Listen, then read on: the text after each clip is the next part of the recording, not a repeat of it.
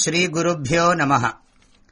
ಅಗ್ರೇ ಕೃತ್ವಾ ಕಮಪಿ ಚರಣಂ ಜಾನುನೈಕೇನ ತಿಷ್ಠನ್ ಪಶ್ಚಾತ್ ಪಾರ್ಥಂ ಪ್ರಣಯರಸಜುಷಾ ಚಕ್ಷುಷಾ ವೇಕ್ಷ್ಯಮಾಣಃ ಸವ್ಯೇ ತೋತ್ರಂ ಕರಸರಸಿಜೆ ದಕ್ಷಿಣೇ ಜ್ಞಾನಮುದ್ರಾಂ ಆಬಿಭ್ರಾಣೋ ರಥಮಧಿವಸನ್ ಪಾತು ನಃ ಸೂತವೇಷಃ.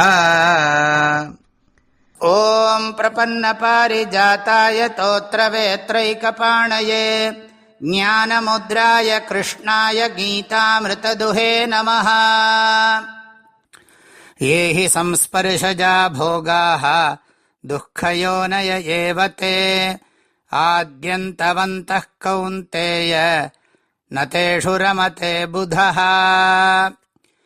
Bhagavan Shri Krishna is presenting the nature of a jnani. The real purpose of renunciation is jnanam, spiritual knowledge only. The purpose of jnanam is to perceive the world correctly. Our selfishness will totally vanish. This is the greatest benefit of jnanam. The individuality is totally lost in the presence of jnanam. Mahakavi Bharatiyar said, I am the one who drives this fake, unreal I. A jnani is able to understand and appreciate this very well. Previously, Bhagavan said that a jnani remains highly balanced. He is not overjoyed in favorable situations, nor is he shattered in unfavorable situations. Ye bhogaha, whatever sense pleasures that are experienced by us, samsparishajaha, which are born out of strong contact with the sensory objects. Samyak sparishanam, the sense organs of eyes, ears, nose, tongue and skin come into contact with colors, sound, smell, taste and touch. This alone is known as samsparishajam.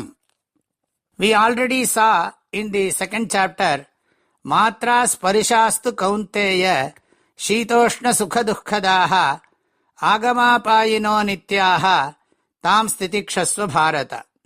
This is the 14th verse in the second chapter. It will be nice if we can recollect the meaning of this verse in this context. When sense organs come into contact with sense objects, we do experience heat, cold and varieties of pleasing and painful experiences. But those experiences are impermanent. They come and go. So we have to endure them. Ye bhogaha. These sense pressures later also become sources of sorrow. Once a person becomes a slave to sense pleasures, it starts giving sorrow to him. One will not be able to let go of them. Even when the doctors advise to give up certain things, many will not be able to follow that advice.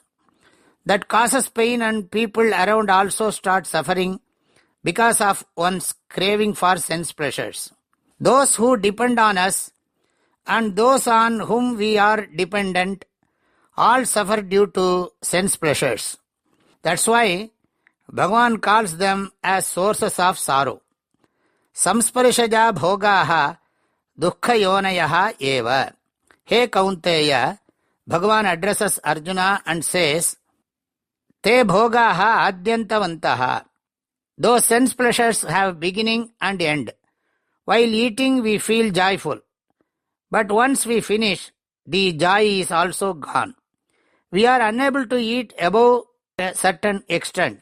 There are so many such limitations to sense pleasures. These worldly pleasures have beginning and end, and Bhagavan is going to classify them as Rajasa Sukham in the 18th chapter. Teshu buddhaha na ramate. The intelligent will not seek happiness in sense pleasures. Wealth, sense pleasures, position, power, relationships, everything has beginning and end.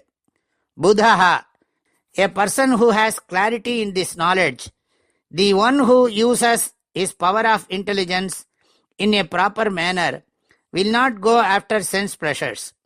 He will always be very cautious and aware in handling sense pleasures. He has understood his real nature to be Ananda Swarupa. Thus, he does not seek happiness in these external sense pleasures. He does not make any effort to acquire them, or even if he gets them, will not be keen on enjoying those sense pleasures. Ye hi samsparshaja bhogaha dukkhayoonaya evate adyantavantah kaunteya nateshu ramate buddhaha. My prayerful blessings to all of you. Hari Om.